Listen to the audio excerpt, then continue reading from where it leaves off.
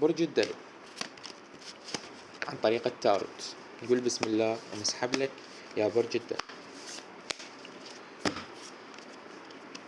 يا برج الدلو طلع لك فارس العملات الخماسية. أول شيء العملات الخماسية هي دليل على الرزق، بس الرزق شنو؟ رزق مالي، رزق بشخص، رزق بالصحة، الرزق أنواع، مو شرط إنه رزق يعني مال، لا. هنا إذا نجي راح نلقاه إنه هو جندي وحيد راكب على حصان أسود، والمكان اللي بيه تموجات، والتموجات هنا تعني المشاكل أو تعني الهموم. بس هنا فاتح إيده وموجودة بداخله عملة خماسية.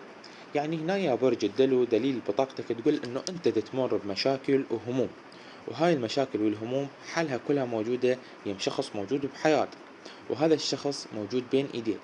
فأنت هسه دورك حتى تلقى هذا الشخص، لازم تركز على حواليك منو أكثر شخص دا يهتم بيك ودا ينطيك من طاقته، دا يوجهك ودا يدلك على طريق الصواب.